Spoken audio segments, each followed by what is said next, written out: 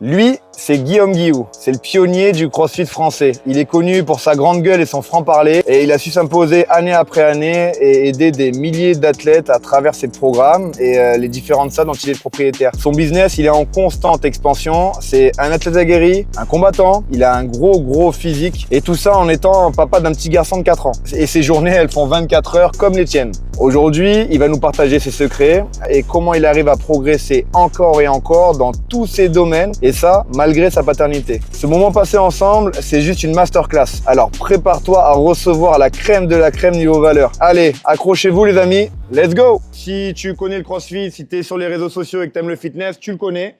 Guillaume Guihou, combien de temps maintenant tu es dans le business? Ça fait 15 ans, moi, non? Maintenant, ça va faire, c'est la 14e année. Là. 14e année. Alors, il n'y a pas tout le monde qui le sait, mais on se connaît depuis longtemps avec Guillaume. On s'est croisés à multiples reprises à l'époque où il était dans l'organisation des compétitions de grappling au VIC. Au VIC. À l'époque. Et puis ensuite, on a été dans la première génération du CrossFit français. Donc, on s'est connus dans ces années-là. C'était des belles années, des bons souvenirs. S'il est avec nous aujourd'hui, c'est parce que toutes ces années, il a cessé de progresser dans tous ses domaines. Il est père de famille.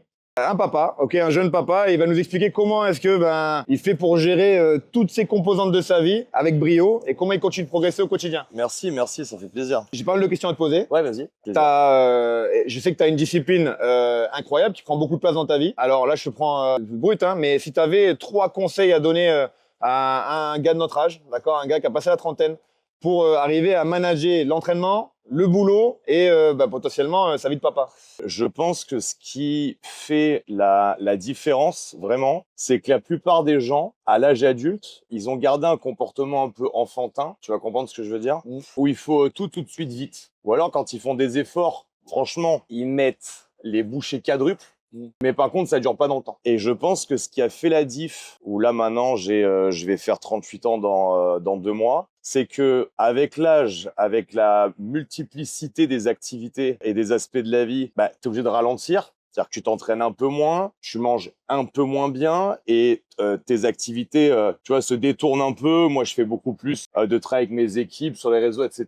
Mais par contre, tu as gardé un strict minimum. C'est-à-dire que dans une semaine, je vais me forcer à aller courir au moins une fois. Je vais quand même avoir mes 2 séances de force. Je vais quand même avoir mon activité hors CrossFit. Donc aujourd'hui, je suis toujours un coach là qui vient une fois par semaine me donner soit un cours de pied-point, soit un cours de grappe, mais je le fais sans aucune autre envie que simplement de bouger différemment que dans des axes, tu vois, c'est juste que ça me plaît.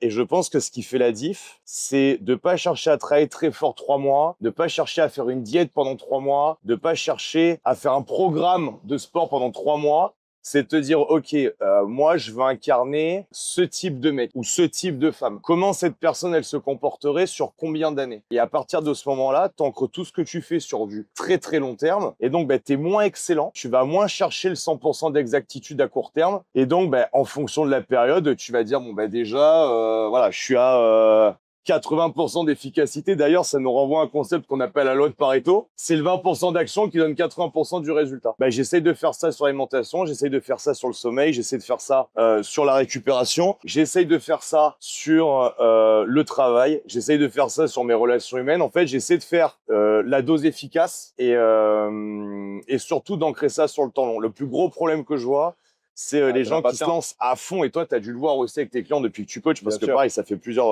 d'une dizaine d'années que tu es là-dedans, c'est que on a des gens, ils arrivent, ils sont ultra motivés et on sait d'entrée en les prenant en main que oui, ils sont super motivés, mais ils vont pas tenir sur le long terme. Et d'ailleurs, je pense que c'est vraiment le revers de la médaille, tu vois, de la discipline, c'est que être discipliné 3 mois, pour moi, c'est pas être discipliné. Non, bien sûr, je suis d'accord avec toi.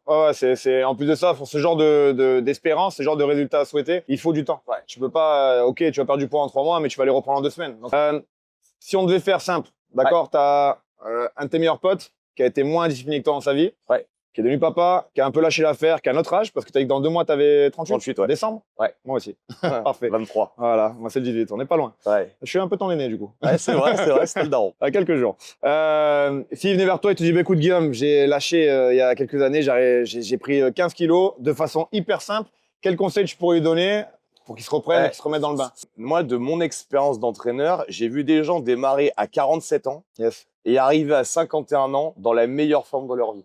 Donc, bien évidemment que si tu commences le développement de la force à 13 ans, tu auras des résultats meilleurs que si tu la commences à 47. Mais en vrai, à la fin, dans la tombe, c'est ta propre vie avec ton propre parcours, ce qu'ils sont fait les autres. Tu t'en fous complètement. Donc, en fait, c'est surtout que tu peux te réinventer tout le temps. Il n'est jamais trop tard pour redémarrer. Et c'est un truc qui est compliqué neurologiquement parce que ça demande un état d'esprit de croissance. On en entend beaucoup parler maintenant dans ces vidéos. Voilà, ça demande un mindset où je vais devoir me reprogrammer, changer mes habitudes. Mais le départ de ça, c'est est-ce que j'ai vraiment la volonté? Bien sûr. Et en plus, le problème, tu vas me dire si tu es d'accord avec moi, mais le problème, c'est qu'on a plein de gens qui affichent une volonté. Moi, je veux ci, moi, je veux ça. Et au moment de se mettre en action, ouais, non, mais c'est Bien peut-être sûr. pas. Et je pense qu'en fait, on a dissocié un truc, c'est la volonté de l'action. Moi, pour moi, il n'y a pas de volonté si derrière il y a de l'action. C'est-à-dire que si tes 20 premières années, tu as charbonné comme un malade et tu t'es laissé un peu aller parce qu'il fallait que tu lances ta boîte, fallait que tu gravisses l'échelon social, que tu trouves une femme, que tu fasses des enfants, etc., etc. Eh ben, ok, de tes 20 et 40 Bien ans, sûr. tu as dédié ta vie à ça. Maintenant, tu es arrivé à un niveau où tu peux prendre 1 heure par jour ou 1 heure 3 fois par semaine pour prendre soin de toi. Eh ben, c'est le moment.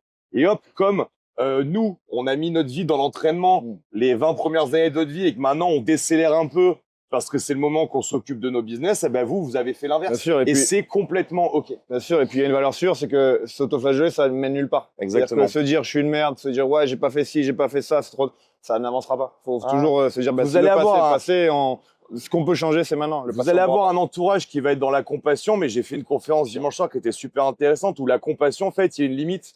C'est-à-dire que la compassion, elle a d'intérêt que quand c'est « Ok, je comprends comment t'en es arrivé là, maintenant je te tends la main et je te relève ». La compassion qui va te laisser outer, en fait, c'est pas de la compassion. Voilà, on peut pas tout prioriser, chacun fait les choses dans l'ordre que la vie lui propose. Et puis voilà, c'est comme ça, faut y aller. Ok, merci pour tes précieux conseils. C'est une époque où on se suivait un petit peu moins, on se parlait un petit peu moins, mais donc tu as été papa il y a 4 ans. Ouais. T'en étais où au niveau business à ce moment-là, au niveau entraînement business? Parce que tu as fait beaucoup de compètes de CrossFit il y a encore quelques années, il n'y a pas si longtemps. Ouais. Mais au moment de ta paternité, t'en étais où exactement? Mon fils est arrivé en 2021. D'accord. Donc moi, j'avais déjà fait la bascule sur ça. Après, ce qui a posé problème, et encore avec un grand mot, parce que mon fils est la chose la plus importante de ma vie, j'aurais jamais pensé dire ça un jour, parce que j'étais pas très enfant, c'était pas mon truc, et les 6 premiers mois étaient très difficiles, parce que j'avais pas de connexion avec lui, et puis d'un coup, j'ai commencé à comprendre l'intérêt que j'avais, et là, aujourd'hui, on a une relation qui est complètement incroyable. Magnifique. Je souhaite à tous les parents de vivre ça un jour, et ceux qui nous expliquent qu'ils veulent pas d'enfants, c'est vous comprenez pas ce que vous loupez. Je vous pardonne parce que je suis chrétien, mais vous comprenez pas ce que vous loupez. Là où ça a été beaucoup plus difficile, c'est qu'en fait, le travail et la pression d'avoir des employés, des gens qui ont des crédits maison, qui comptent sur toi pour payer à la fin du mois, l'État qui te vole 60% de ce que tu génères, etc., m'a mis une pression professionnelle qui a été bien pire que la pression de compétition. Et j'ai fait des choix, moi, personnellement, qui ont conduit à ma séparation, mais je m'entends très bien avec la maman qui est une femme formidable. Et on a un fils qui est extrêmement épanoui, donc ça s'est fait en bonne intelligence. Mais voilà, professionnellement, ça a été pire. Et alors, je vais dire un truc qui va choquer sûrement les gens. Je m'intéresse beaucoup, tu vois, à tout ce qui est géopolitique, économie, etc., même si je sais pas trop intervenir dedans parce que c'est pas mon domaine. Mais je viens d'un milieu très modeste. Un milieu très très pauvre. J'ai grandi dans une cité ailleurs, voilà, pas un truc incroyable. Moi, je me suis mis dans la tête qu'avec la direction que prend le monde, j'étais le dernier de ma lignée à pouvoir faire en sorte que financièrement, la suite de ma descendance ne soit pas des crèves la dalle. Parce que au cas où vous auriez pas suivi, hein, les écarts entre les riches et les pauvres ont explosé, et l'euro numérique, le contrôle Big Brother, etc. fait que voilà, ce sera très compliqué derrière de faire son beurre et de monter dans les rangs sociaux. Donc moi, je me suis dit, c'est pas grave, je vais sacrifier ma vie pour mon travail et pour que mon fils ou mes enfants, parce que j'espère en avoir d'autres, démarrent dans la vie avec beaucoup plus que ce que j'ai. Et si c'est pas moi qui le fais, en fait, les autres générations pourront pas, vu là où part l'État français, ça sera très compliqué. Donc j'ai vraiment fait un choix dans mon âme et conscience. Et donc en fait, quand tu te fais les choses pour quelque chose de plus grand que toi, les choses te paraissent naturelles. Les gens te comprennent pas, les gens bug complètement, les gens donnent leur avis donc que tu leur as pas demandé.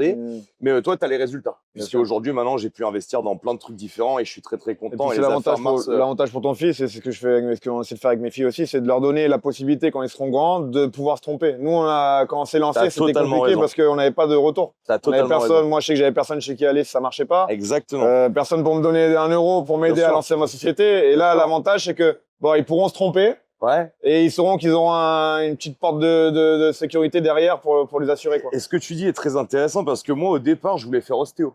Est-ce Ok. que je l'aurais fait ou pas? J'en sais rien, mais au départ, je voulais faire Ça ça. coûte des ronds. Derrière, il fallait Ah. 60 000 balles de frais de scolarité Le logement, pour aller à Aix. le- Le logement à Aix, Bien sûr, ça a été vite réglé. On Bien n'avait sûr. jamais les moyens chez moi de faire un crédit de 300 000 balles bien sûr. pour que je puisse faire mes 6 années d'études tranquilles. Donc voilà, c'est ce biais du choix. C'est vraiment très pertinent ce que tu dis. C'est en fait, à notre niveau à nous, je serai jamais milliardaire, etc. Mais au moins, je veux juste que mes enfants, ils aient le choix, ils galèrent Bien pas. Moi, j'ai vraiment dédié, voilà, j'ai dit, les 4-5 prochaines années de ma vie, ma seule priorité, c'est mon travail et c'est mon entreprise. Et ma vie personnelle, on verra plus tard. Maintenant, je peux commencer à réfléchir autrement, mais ça a été comme ça que ça s'est passé. Et coupe de secondes, tu vois sur ses oreilles, Ouais, j'ai capté. on va te ouais. rejoindre dans pas longtemps, on arrive. Ouais, ouais, À tout de j'ai suite. capté. Ça, c'est le genre de mec, Ouais, en boîte gros- de nuit, tu gros- veux t'embrouiller, ouais. tu fais demi-tour. Gros combattant, tu vas Ouais. découvrir. Guillaume, on va reparler encore un peu de toi en fin de vidéo. Là, maintenant, j'ai une surprise pour toi. Donc, une surprise un peu spoilée par le jeune homme qui est passé. Mais on va aller rencontrer des copains. Ok. D'accord. On va aller bouger un petit peu. Ok. T'es un amoureux des sports de combat. Ouais. Donc là, tu vas être servi. Ok, super. Allez, c'est parti. feu. Ça va, toi, c'est nickel. Dis-moi, je crois qu'on y est, mais c'est au-dessus de quoi c'est au-dessus du truc de vélo? Ah, la salle d'escalade, elle est. Ouais, c'est ça, on y est. Et tu montes par où? Par l'entrée de l'immeuble? Ouais, c'est le troisième, il m'a dit. Allez, go. Troisième.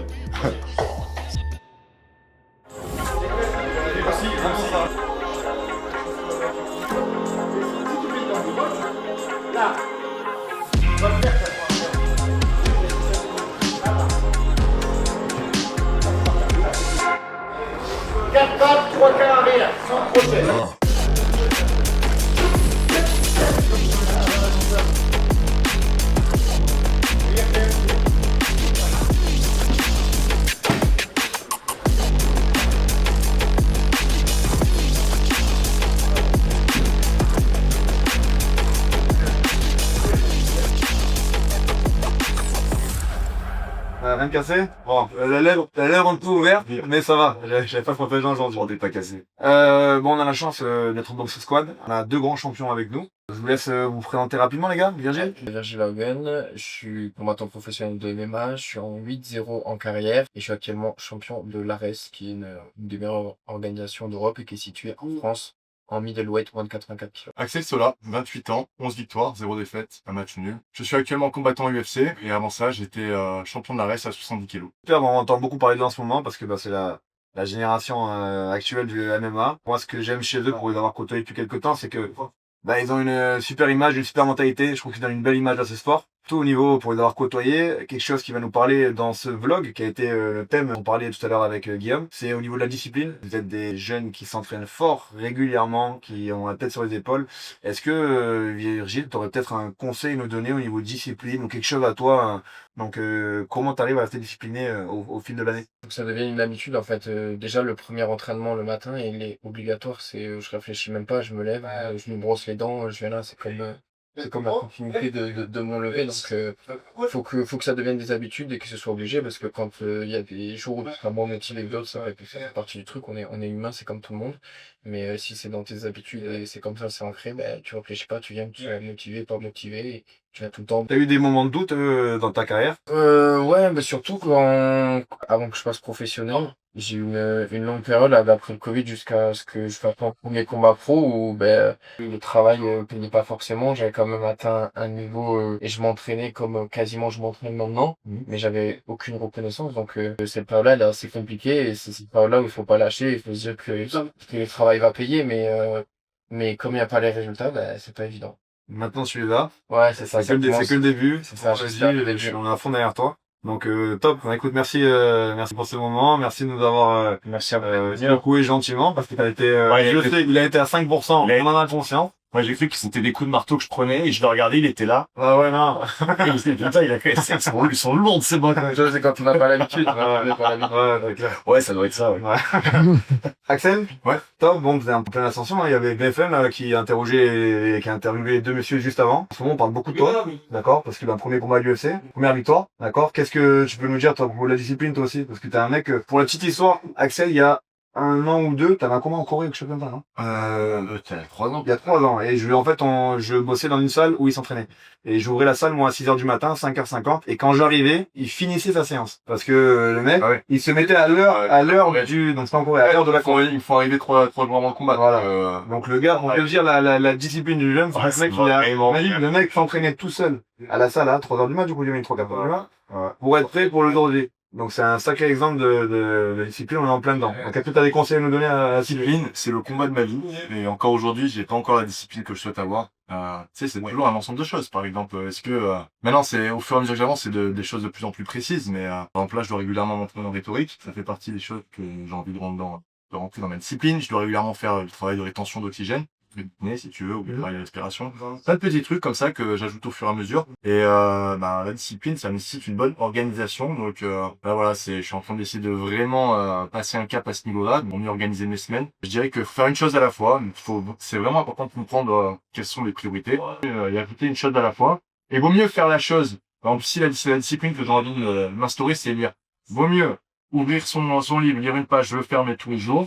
Ou ça devient une habitude de prendre son livre, de l'ouvrir, de le fermer. Discipline, c'est la méthode, c'est le chemin, c'est l'outil qui va nous permettre d'atteindre le stade de maîtrise. Yeah, parce qu'il faut remettre dans le contexte que quand on voit des combattants, parce que pour la plupart des gens, on les voit juste le jour du combat, on s'imagine pas tout le travail qu'il y a avant. Mais pour avoir mis encore un peu les pieds aujourd'hui dedans, c'est un vrai travail technique qui répète tous les jours. C'est vraiment un travail phénoménal. On a du mal à imaginer tout ce qu'ils doivent mettre en place pour arriver le jour du combat après. Du coup, cette hygiène de vie, sans cette discipline, ils n'en seraient pas capables. Donc franchement, bravo les gars pour ce que vous êtes capables de faire. Bravo pour ce que vous mettez en œuvre au quotidien. C'est un sacré exemple.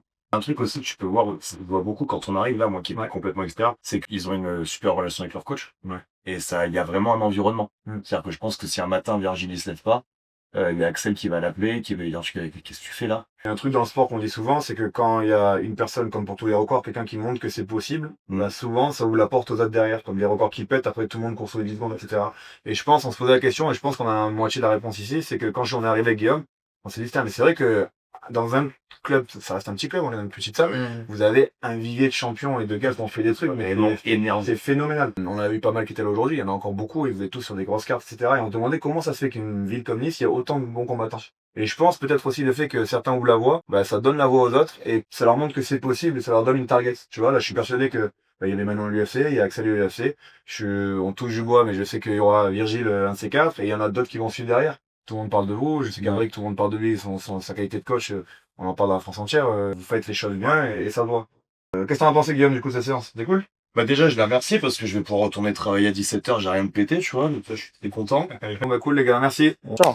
Bon, merci plaisir. encore pour la journée, c'était top. Ouais, c'est trop bien. La salle, elle est incroyable. Il y avait un niveau de malade. Enfin, c'est une opportunité que j'aurais pas eu sans toi. Donc, merci beaucoup. 2-3 questions pour revenir à notre thème. Si tu avais l'opportunité de revenir il y a 4 ans et avant d'être papa, donner un conseil au Guillaume de l'époque, qu'est-ce que tu aurais donné comme conseil? Franchement, si j'avais su, franchement, j'aurais fait un enfant encore plus tôt. J'aurais pas été plus prêt. Donc, c'était pas une question de... C'est que, franchement, les gens vont me trouver hyper lourd, mais enfin moi, c'est faire des enfants. Je n'aurais jamais imaginé que ça me plaise. Et l'interaction que t'as avec, j'aurais jamais pensé que c'était aussi incroyable. J'étais convaincu que j'en voulais, mais j'étais pas convaincu de ce que ça apporterait. Donc j'aurais aimé sûrement en avoir plus tôt pour pouvoir peut-être en faire plus, même si j'ai encore envie d'en avoir. Ouais. Et alors par contre, si le but c'est de conseiller les papas et les futurs papas, les 6 premiers mois, je crois qu'il n'y a rien qui nous prépare au fait qu'on n'existe pas. Tu me dis si tu l'as vécu comme ça. L'enfant arrive, voilà, il chamboule tout, la maman allait, etc. Et c'est très bien. C'est pour moi, les hommes, on est vraiment des grands gamins et on aime être le centre d'intérêt. Exactement, ce qui est dur, c'est qu'on est le centre du monde et on l'est plus. D'un coup, en une fraction de seconde, tu n'es plus le centre du monde du couple. Et les 6 premiers mois sont très durs, alors que si tu t'accroches, derrière, la plus-value, elle est dingue. Donc non, moi, je pense aussi que ça responsabilise. Moi, je vivais beaucoup pour ma propre gueule avant. Je vis toujours beaucoup pour ma gueule, mais encore plus pour mon fils. Donc non, ça canalise, ça fait voir les choses en beaucoup plus grand. Ça ancre aussi un petit peu dans le futur. Et deuxièmement, préparez-vous à ce que pendant 6 mois, ça soit pas fou, mais c'est la nature qui est comme ça et ça nous remet, nous qui sommes souvent, comme je te dis, un peu arrogants, un peu gamins, Voilà, être père, c'est aussi ne plus être le centre de gravité de sa propre vie et vivre pour le petit. Et ça, c'est important. Et du coup, maintenant, on arrive à la fin de cette vidéo. Le papa qui nous regarde, qui a peut-être eu le déclic, je le souhaite, d'accord, après avoir vu tout ça, écouter un peu tous tes conseils. Qu'est-ce que tu pourrais donner comme dernier conseil impactant qui pourrait le pousser à se remettre demain à la salle? Je pense qu'on n'éduque pas nos enfants. Je pense qu'on inspire nos enfants. Tu peux dire à ton gosse, fais pas ci, fais pas ça. Il s'en fout complètement. Il va regarder comment toi tu te comportes, comment la maman se comporte. Donc, le meilleur moyen et la meilleure raison de se remettre à prendre soin de soi, c'est que tu pourras dire à tes enfants, ben voilà, tu vois, papa, il a pas fait de sport pendant tant d'années parce qu'il s'est concentré sur sa carrière professionnelle. Mais dès qu'il a pu, regarde, il s'est mis à en faire. N'essayez pas d'éduquer vos enfants, essayez de les inspirer. Et donc, à partir de ce moment-là, si tu, comme on dit dans le jargon, tu rétro-engineering, tu dis, OK, si je veux les inspirer, comment je dois faire? Ben, je dois me comporter de telle manière, d'où le fait de prendre soin de soi, faire gaffe à ce qu'on mange et faire du sport. Moi, c'est comme ça que je le penserais. Non, je suis tout à fait d'accord avec toi. L'idée, par l'exemple, ce qu'on entend souvent, exactement, qui revient le plus souvent, un gamin, il va pas faire ce que tu dis, il va copier ce que tu fais. Ouais. Bon, encore merci pour tout. Merci sincèrement de l'opportunité, c'était top du top, mon pote. On se refera ça. Ouais, on s'organise. On se fera peut-être pas casser la tête tous les jours, mais on trouvera un truc. Oh, on fera d'autres activités. Ouais, j'ai des idées en tête. Allez, merci encore l'ami. Bye bye. Tu le sais, quand t'es papa, ta vie elle change. Avant, t'avais le temps pour t'entraîner, pour penser à toi, pour avancer sans te poser 1000 questions. Et puis un jour, t'as une famille, bravo, des responsabilités, des nuits courtes et des journées bien chargées. Et quelque part sur la route, un jour, t'as commencé à t'oublier un peu. Le boulot, la maison, les gosses, le stress, il y a tout qui passe avant toi. Jusqu'à ce que le miroir te renvoie un truc que t'aimes pas. Tu le sais, c'est pas juste un reflet, mais c'est aussi tout ce que t'as laissé derrière toi. Parce que le poids des regrets, il fait plus mal que la fatigue, fais-moi confiance. Mais crois pas que c'est fini. Parce qu'au fond de toi, il y a toujours ce lion, ce guerrier, ce truc qui te pousse à te lever, à te relever, à reprendre le contrôle et à revenir plus fort. Et c'est ça que j'essaie de te montrer ici. Des pères de famille, des vrais gars qui ont décidé de laisser rugir ce lion. J'en fais partie, Guillaume aussi. Si tu veux toi aussi prendre le dessus, reprendre le dessus, je te mets un lien sous la vidéo. Tu verras, on est une armée de darons qui se laissent pas faire, qui se laissent pas aller et qui arrivent chaque jour à donner le meilleur d'eux-mêmes. Donc si t'es perdu, c'est ici que ça se passe, papa. Donc si t'es perdu, c'est ici que ça se passe, papa.